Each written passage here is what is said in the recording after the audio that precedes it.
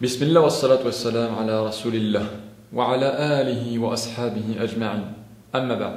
Mes très chers frères et mes très chères sœurs en islam, c'est toujours avec un grand plaisir que je vous retrouve afin que nous puissions évoquer ensemble un sujet qui traite de notre belle et noble religion qu'est l'islam. Et aujourd'hui, nous allons donc aborder la thématique des miracles. Donc, nous allons traiter de quelques miracles qui sont les miracles d'Allah dans l'univers. Alors, comme vous le savez tous, Allah est certes notre Seigneur et il est également celui qui nous a créés, mais qui a créé également l'univers dans son ensemble. Et il est donc celui qui mérite que nous le glorifions et le louons. Alors, sachez que le niveau de glorification d'Allah dans le cœur d'un individu, eh bien, va en fait dépendre du niveau de connaissance d'Allah qu'a celui-ci. Et celui donc qui connaît le plus Allah est celui qui au final le glorifie le plus. Et Allah a certes blâmé donc ceux qui ne le glorifient pas comme ils le méritent et qui ne le connaissent pas donc comme ils doivent le faire, et ceux qui ne méditent pas sur sa création ainsi que ses miracles dans l'univers et qui ne décrivent pas Allah comme il doit être décrit.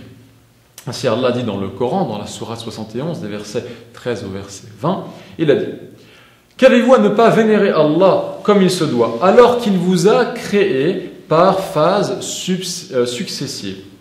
N'avez-vous pas vu comment Allah a créé 7 cieux superposés et y a fait la lune comme lumière et a fait du soleil une lampe? Et c'est Allah qui, de la terre, vous a fait croître comme des plantes. Puis il vous y fera retourner et vous en fera sortir, véritablement. Et c'est Allah qui vous a fait de la terre un tapis pour que vous y circuliez sur des voies larges.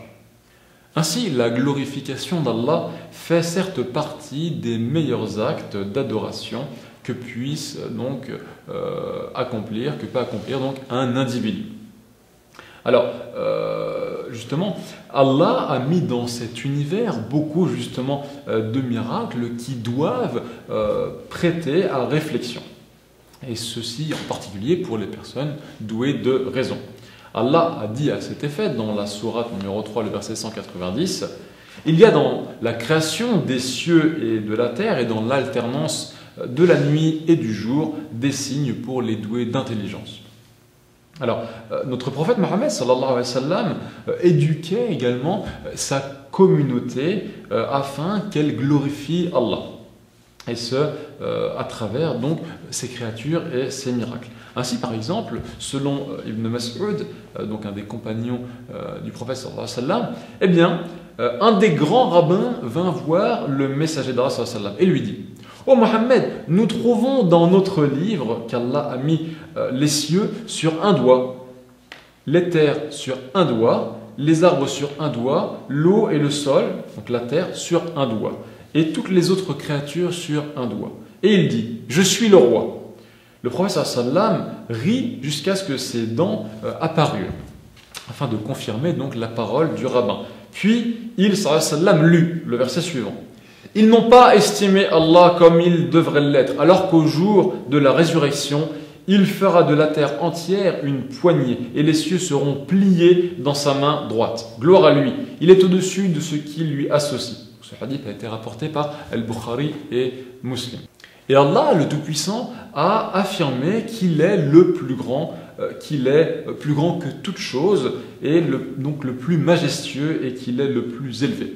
Il est également le seul créateur de cet univers, et il n'y a rien qui ne s'y produise dans celui-ci, aucun mouvement ou aucune inaction, si ce n'est avec sa permission. Et il fait absolument tout ce qu'il veut, et personne ne peut l'empêcher de faire ce qu'il veut, et personne ne peut le vaincre.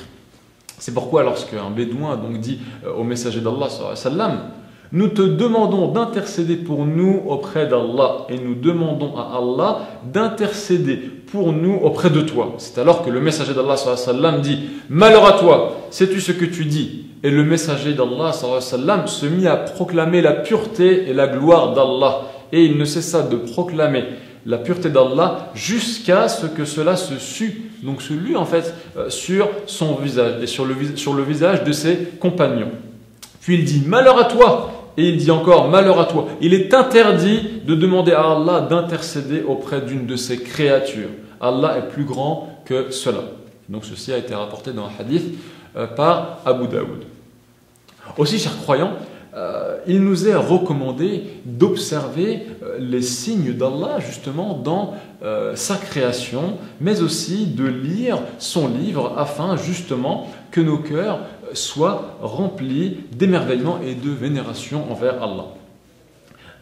Il s'agit donc de contempler le soleil et la lune par exemple et d'observer la nuit et le jour qui se succèdent. Et également de méditer sur la création de notre propre corps et de voir quel agencement magnifique Allah justement de quelle manière, donc selon quelle manière Allah a ajusté le corps des êtres humains. Ainsi Allah le Tout-Puissant a dit dans le Coran, dans la sourate 51, le verset 21, Allah a dit il y a sur terre des preuves pour ceux qui croient avec certitude, ainsi qu'en vous-même. N'observez-vous donc pas? Donc regardez également les plantes, regardez également les arbres, les fruits, la mer, les fleuves. Eh bien, regardez toutes ces créatures d'Allah et vous verrez en tout cela des signes de sa toute-puissance. Et par la permission d'Allah, donc votre cœur se remplira de la foi en Allah. Allah le Tout-Puissant a dit « Dis, que diriez-vous si Allah vous assignait la nuit en permanence jusqu'au jour de la rétribution? Quelle divinité autre qu'Allah pourrait vous apporter une lumière? N'entendez-vous donc pas? Dis, que diriez-vous si Allah vous assignait le jour en permanence jusqu'au jour de la résurrection? Quelle divinité autre qu'Allah pourrait vous apporter une nuit durant laquelle vous vous reposeriez? N'observez-vous donc pas? Donc ceci a été rapporté dans le Coran, dans la sourate 28, le verset 71 et le verset 72. Aussi, chers musulmans, chères musulmanes, que feriez-vous si le soleil ne se levait pas? Que ferions-nous si la lune disparaissait et ne réapparaissait pas? Comment vivrions-nous? Comment pourrions-nous cultiver justement nos terres? Et comment mangerions-nous? Bien plus que cela, comment pourrions-nous apprendre et enseigner? Ainsi Allah le Très-Haut a dit dans la sourate 10, le verset numéro 5, « C'est lui qui a fait du soleil une clarté et de la lune une lumière, et il en a déterminé les phases afin que vous sachiez le nombre des années et le calcul du temps. Allah n'a créé cela qu'en toute vérité. Il expose les signes pour les gens doués de savoir. » Ainsi, ceux qui réfléchissent et se posent de telles questions verront la crainte d'Allah naître en eux. Car Allah, qu'il soit glorifié, donc Allah le Tout-Puissant, est capable, Allah donc a soumis toute chose à sa volonté et à son pouvoir. Et il est certes celui qui a une vengeance qui ne peut être contrée. Et il est également capable d'humilier toute forme de tyran et de briser le dos des rois et des personnes riches, arrogantes. Il est certes fort et toutes les forces, même lorsqu'elles sont réunies, sont certes dérisoires face à sa puissance. Et celui qui croit avec certitude à tout cela dans son cœur, eh bien, n'aura pas peur d'un autre qu'Allah, qu'il soit glorifié. Et il ne fondera pas d'espoir en un autre que lui. Ainsi, il ne s'abaissera que devant son Seigneur. Tandis que ceux qui, à l'opposé, justement, abandonnent, par exemple, le Coran, abandonnent l'islam, eh bien, ils commettent des choses interdites et se montrent négligents vis-à-vis de l'obéissance qu'ils doivent donner à Allah. Et ils n'ont certes pas estimé Allah de la façon dont ils le méritent. Et ceux qui se moquent également de la religion, qui combattent les amis d'Allah et qui se moquent de la sunna des messagers, eh bien n'ont pas non plus estimé Allah de la façon dont ils le méritent. Et ceci donc est dû au fait que le cœur d'un tel individu n'a pas goûté justement aux délices de la foi que nous a promis le prophète sallallahu alayhi wa sallam. Ainsi Allah dit dans la sourate 3, le verset 28, Allah vous met en garde à l'égard de lui-même. Ainsi, les commentateurs du Coran, donc ceux qui en ont fait l'exégèse, eh bien, ont dit, c'est-à-dire ayez peur de lui et craignez-le. Ainsi, mes très chers frères et mes très chères sœurs, sachez que le fait de méditer, de contempler justement les signes de la grandeur d'Allah, bien conduit justement à faire frémir les cœurs.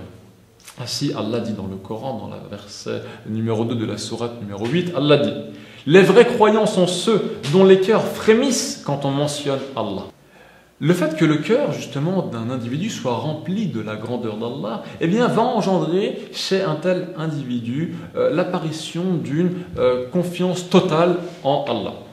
Et Allah, donc notre Créateur, fait que le musulman, justement, a l'esprit calme, apaisé, et qu'il soit tranquille, quelle que soit donc la gravité des épreuves et l'ampleur des problèmes qui pourraient le toucher.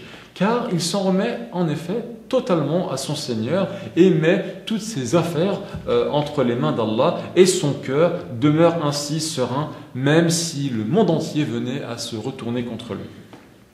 Ainsi, ressentir, être imprégné de la grandeur d'Allah dans le tréfonds de son être, eh bien cela fait que l'individu ne se retrouvera pas attristé par les mouvements et activités des mécréants dans le monde qui pourraient donc nuire aux musulmans, car ils ne parviendront certes jamais à accomplir leurs sombres desseins, et ils ne réaliseront jamais leur but vil dans leur totalité, car la lumière d'Allah ne pourra être éteinte.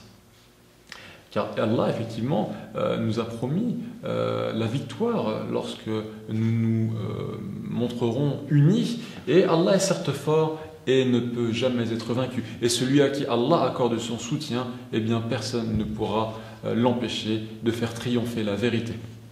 Ainsi, Allah nous a décrit dans le Coran quelle fut la fin accordée à ceux qui se montrèrent obstinés et n'acceptèrent pas la vérité. Allah dit à propos d'un tyran, il dit « Nous le saisîmes, ainsi que ses troupes, puis les jetâmes dans les flots pour son comportement blâmable. » Quel fut donc le résultat de cette tyrannie?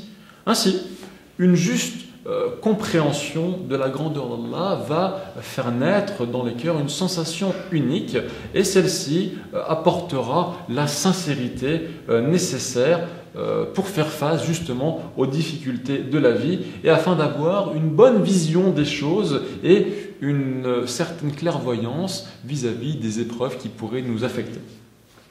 Ainsi, cette prise de conscience de la grandeur d'Allah et de la présence de son aide va engendrer dans le cœur la persévérance et va renforcer nos déterminations. Et ce jusqu'à ce que nous puissions faire face aux situations même les plus difficiles.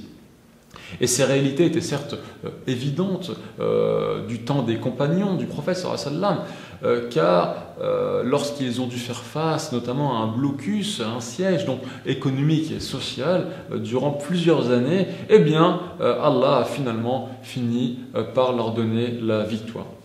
Et bien avant cela, Moïse et son armée furent certes debout face au bord de la mer, et certains dirent « Pharaon est derrière nous et la mer est devant nous, comment allons-nous nous en sortir ?»